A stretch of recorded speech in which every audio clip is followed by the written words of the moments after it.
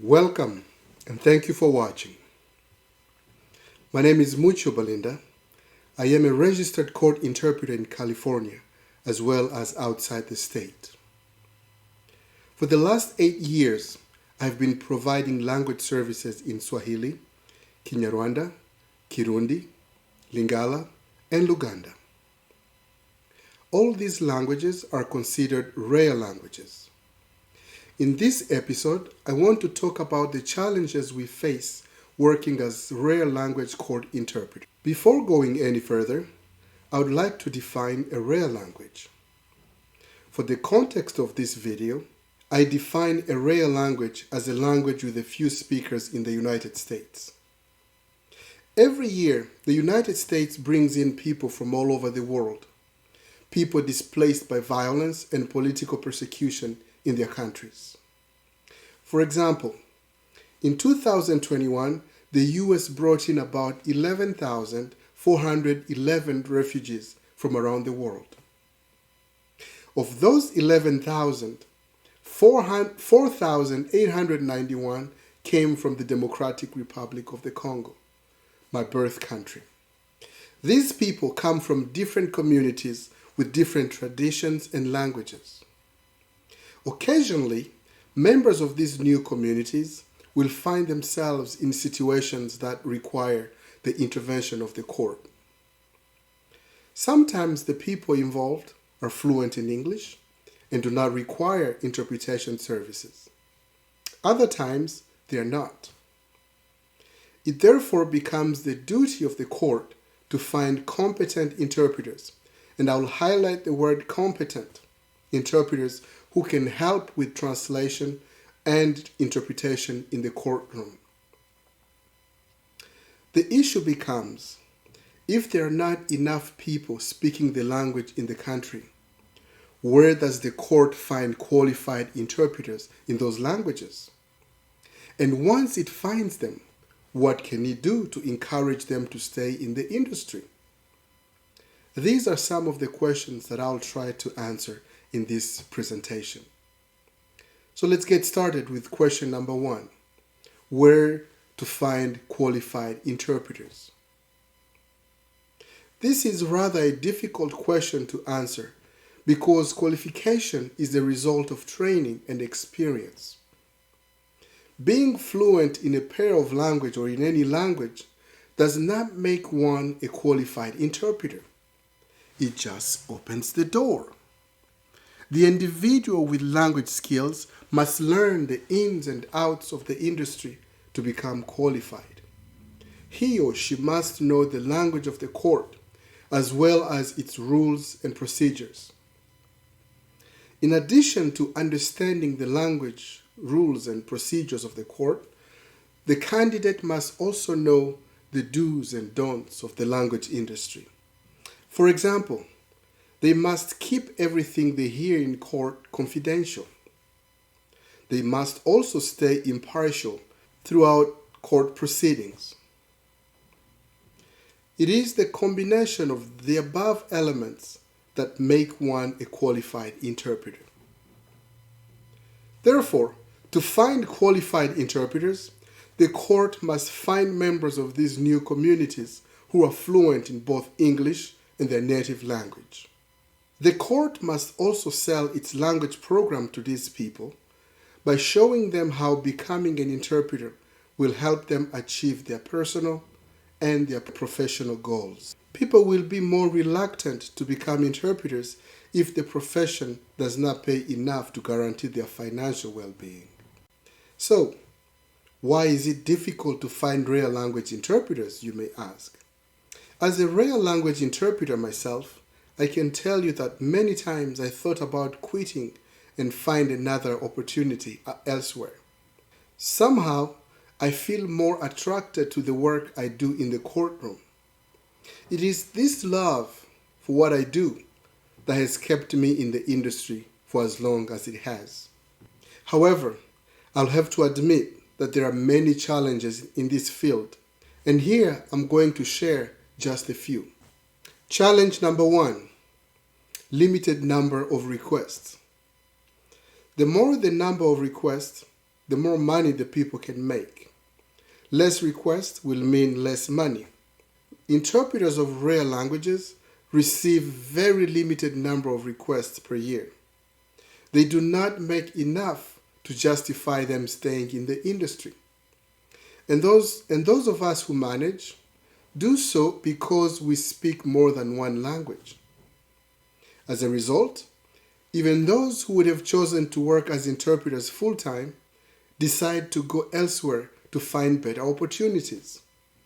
And who suffers in this scenario? It is the recipient of language services, the rare language LEP client, who pays the price. Due to the limited number of qualified interpreters, the court ends up hiring people with minimal skills to fill the gap. Challenge number 2, lack of incentives. Given the nature of the work that these rare language interpreters do, and the importance of their work as it relates to the recipients, the rare language LEP clients, it would be important for the courts to do something to attract and retain those skills. For right now, it seems like the system is designed to simply accommodate those major languages. For instance, as far as qualifications are concerned, there is only one level of certification in the federal system. Only Spanish speakers have access to a certified interpreter. Everyone else is either provided with a professionally qualified or language-skilled interpreter. Why this categorization? I'm not sure. What I know is that Spanish is the second most spoken language in the United States. The state system is not much different either. You have certified interpreters, registered interpreters, and provisionally qualified interpreters. This stratified system favors people who speak major languages such as Spanish, Arabic, Mandarin, etc. Does this mean if your language is not on the list of certifiable languages, that your need for a qualified interpreter is less important than those who speak those major languages? This gives the impression that people are being treated differently in the court system based on the language they speak. And why do I think that the system is unequal? The system is unequal because languages with more speakers are given priority because they cost less to work with as opposed to those rare languages. Under equality lenses, courts are right by their LEP clients because they provide interpretation services to all. However, under equity lenses, courts are failing their rare language LEP clients because they provide them with an unequal service. If you have certification for Spanish, put in place certification for other languages. Those other levels give the false impression that the non-certified interpreters are less qualified than the certified ones. Many languages do not have an examination system in place. This is in many cases because the languages in question are almost never used in court. One question arises: does the frequency or infrequency of use of a language change the need for equal justice? If a Spanish defendant is provided with a certified interpreter, why is a Kinyarwanda or Tui defendant not given the same quality of service? Doesn't this constitute unequal access to justice? And if the registered or professionally qualified interpreter are equally qualified as the certified ones, why not make them certified? So these are challenges that we encounter as rare language interpreters out there. I mean, there are many more, but these are some of the ones I could remember. So, what solutions can I propose in order to address these issues? Proposition number 1 will be to eliminate the strata in the interpreter credentialing process.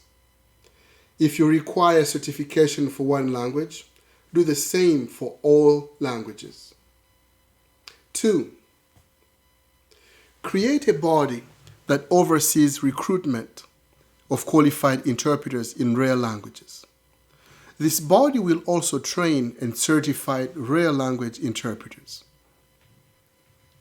3. When in need of a rare language interpreter, do not wait until the last minute to send a request.